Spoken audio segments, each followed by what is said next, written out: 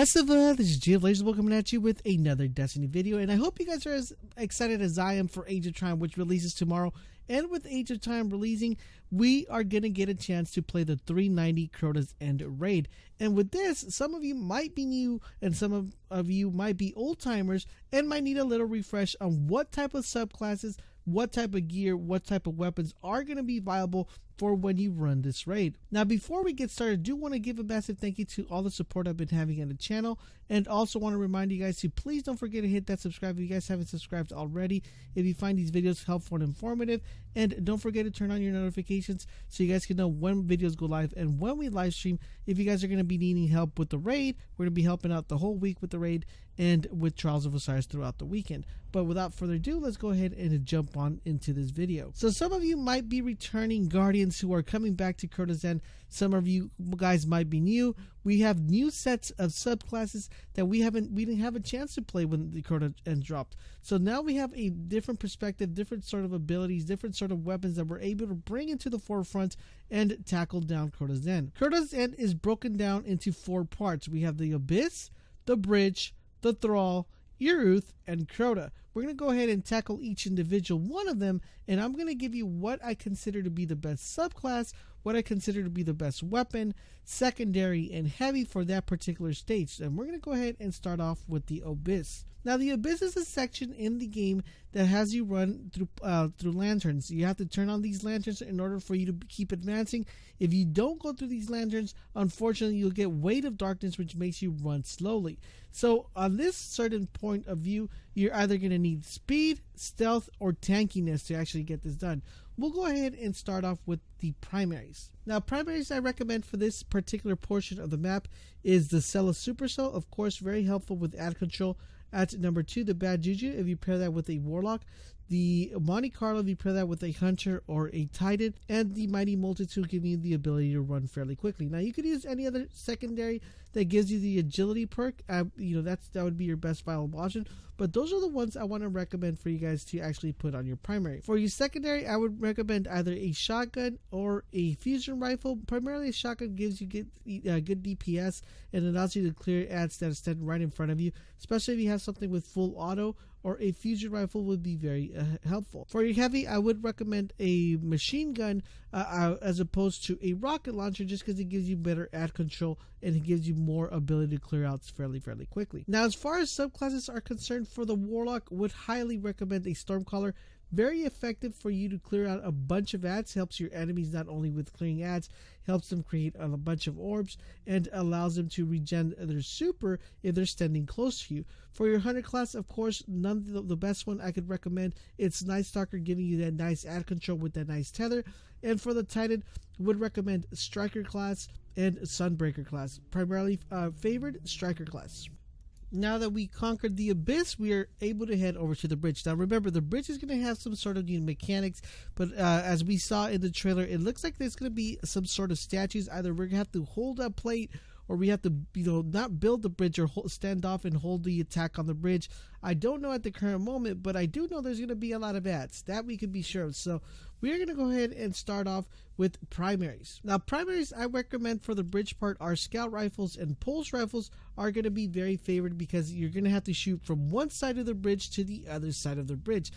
So do keep that in mind. Now, weapons I would probably recommend for these are Mighty Multi-Tool, Hung Jury, Blind Perdition, Hawksaw, the scout rifle from the Trials of Osiris. Just to name a couple, you could go with anyone that's either a scout or a pulse rifle. I believe those will be highly favored. For your secondary, would want to recommend a sniper. If you guys are running a pulse rifle, use a sniper. If you're running a scout rifle, use a shotgun. You're going to want to go ahead and have a couple of close range, mid-range weapons to fend off the enemies. And of course, for not least, the only one I could probably recommend for this part of the bridge is definitely trying to pull out the Gallahorn, guys, because not only will you clear a bunch of ads, but it also has tracking, and it also has the Wolfpack rounds to get you out of the way with the bridge. As far as subclasses are concerned, for this part, I would probably recommend you guys, if you're running 2 Warlocks, one with Stormcaller and one with Self-Res or Sunslinger.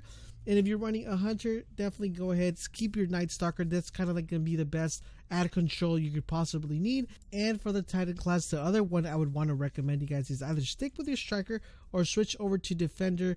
Actually, all three classes for the Titan would work fairly well on this one, but I think defender kind of gives you an edge just because not only are you going to be able to provide your teams with more armor, but you're also able to create orbs as opposed to running a class that's not creating that many orbs. So either defender or striker should fare well here in clearing that ad control. Alright, so now after we've done the bridge, our next stage is the Thrall section, or the the little purple balls, so spheres that are shooting. This is actually a fairly easy run if you do it correctly. Remember, there is a lot of ads right here. You're just going to want to make sure you stay put, you're on the floor, moving quickly, clearing ads. Usually rockets do fairly well here, so if everybody equips a Gjallarhorn and just shoots them and fires them away, you guys should be flying this without a problem. Of course, if you have some super Stormcaller, tethers and all that good stuff, should be good to get you without out this section without a problem. Next up, we have Ear Youth. This is another one which is, I believe, is going to be part of a challenge. I feel a couple mechanics will be changing, so do keep that in mind. And for this one, we're going to make a couple tweaks, a couple changes to our subclasses, and just a couple tweaks to our primaries. So for primaries, we are going to keep a similar build to what we had at the bridge, because this is going to require you to shoot from far away and not have too many close encounters. So of course, scout rifles would highly be favored here. I mean, pulse rifles are still decent, but a scout rifle would be very highly favored in this section, paired with either a sniper or a shotgun. And of course, for your heavy, definitely either rock the Gjallarhorn or go ahead and put on the Sleeper Similet to give you that nice DPS to clear out the witches. Remember, you got to clear the witches, you got to destroy the purple sphere, and you also got to clear youth. This requires you guys to actually have a good DPS, so definitely do keep that in mind, guys, so you could have enough weapons to produce a lot of firepower. So once again, scout rifles, sniper, and a good heavy, either the Sleeper Simulant or the Gjallarhorn, should give you good amounts of DPS to clear out this portion. Now, as far as subclasses are concerned for this section in particular, classes I recommend are for the Warlock. Definitely would go with Voidwalker. Would probably want to pair that with a bad Juju just to make sure you guys are constantly getting your super. Definitely for the Hunter, I would still keep my Night Stalker class for this one. And for the Titan class, we're going to make a couple changes. We're either going to go Sunbreaker, and we are going to go with Defender Bubble. So what I would do is, best way I would pair it is, if you are a Warlock, I would have one Warlock running Voidwalker and one Warlock running Sunslinger. If you are a Hunter, I would have two of them running Night Stalker. And if you're a Titan, I would have one Titan running Bubble and one Titan running Sunbreaker, just for good ad clearance to get that out of the way. And last but not least, we have the Crota encounter. We don't know if the mechanics are going to change, but we do know kind of the gist of the idea. We kind of have an idea of what would work here. So for this one, I would recommend the following weapons. As far as your primaries are concerned, couple ones I would recommend. Of course, we recall the way it was prior. You can't regenerate your health, so you're going to want to have a weapon that kind of gives you that health regen, either Red Death, or I would put out the Soros, because remember, they are going to be buffing the auto rifles, so the Soros might become very viable to help you regen that health. Or a scout rifle would be very helpful, because you're going to want to keep your distance from the ads. Next up, at the secondary, would recommend a sniper and a shotgun, just for clearing ads if they are coming too close for you, and a sniper to kill the knights that are up on the top that are shooting the things above you. And of course, for your heavy, would highly recommend you guys use the Gjallarhorn. Should be good enough to clear this out without a problem. Now, as far as subclasses are concerned for this one, I would run, if all my Warlocks, I would have them self-rest, run Sunslinger. As for the Hunters, I'm pretty sure one of your sword person is going to be a Hunter, so you're going to definitely want to go with Blade Dancer, just so you can use that invisible and stealthiness.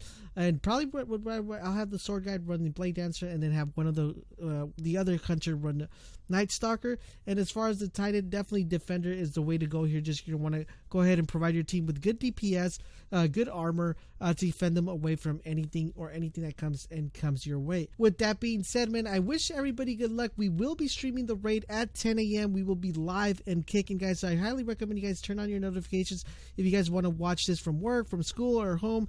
If you're not able to get on, you're definitely your support is gonna mean a lot for us to actually complete this raid. And any suggestions that that you may have regarding this video. If you have any other ideas of what would be viable, please leave them in the comment section down below. If you guys found this video helpful and informative, make sure you guys drop a comment and a like, and don't forget guys, for all things Destiny, make sure you keep it locked on this channel, and I will catch you guys on the next video.